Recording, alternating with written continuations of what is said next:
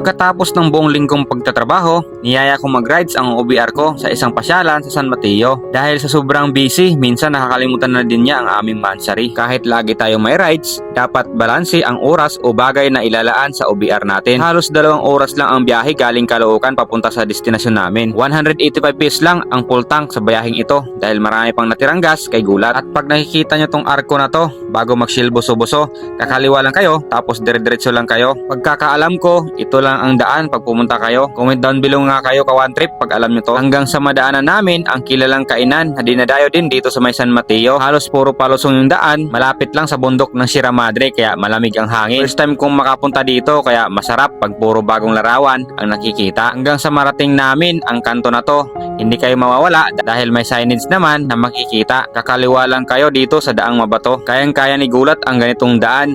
Medyo madulas siguro to pag umaulan. Pero yung gulong natin, pasok na pasok sa ganitong klaseng daan. Turo tires ka one trip, made in Thailand. Subok ko na rin sa anumang biyahe kaya may tiwala tayo sa gulong na to. Amyanan, Mountain Hug, Eco Campsite and Cafe. Andyan na lahat sa video ka one trip. Mura lang kaya screenshot nyo na lang. Sulit dito ka one trip, konti lang ang tao. Swerte pang naabutan natin ang kapal ng hamog sa bundok ng Sierra Madre. Mas maganda maaga kayong pumunta dito. Malawak ang lugar, malinis ang CR at mababait ang mga staff. Di mo na kailangang pumunta sa malayong lugar para makakita ng Sea of Clouds. Dito, libre mo nang makikita. Dito may pinakita sa amin si ate na pwede nyong rintahan pag gusto nyo mag-overnight.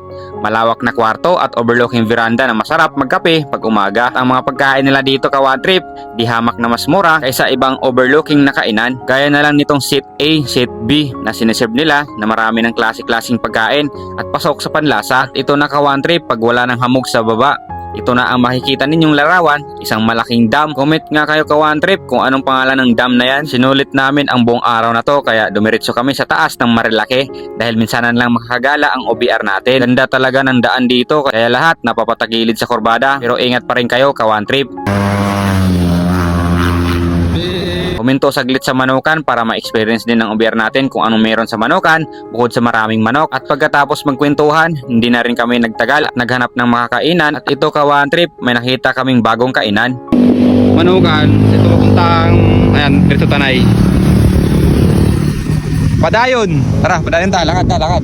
Padayon. Tuloy kung tawagin sa Tagalog, bagong overlooking cafe sa Marilake. Pwede kayong kumain dito or magkape habang pinagmamasdan ang kabundukan. Redcon Intercom lang ang baon sa bawat biyahe natin.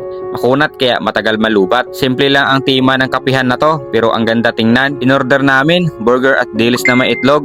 Mabubusog ka na. Kaya kung may OBR kayo ka one trip, subukan nyo din ipasyal sa mga ganitong lugar. Bigyan nyo din ng oras at panahon dahil yan ang mahalaga. Salamat sa panonood ka one trip. Hanggang sa susunod na video. Ano ka one trip? Sama ka sa biyahe ko?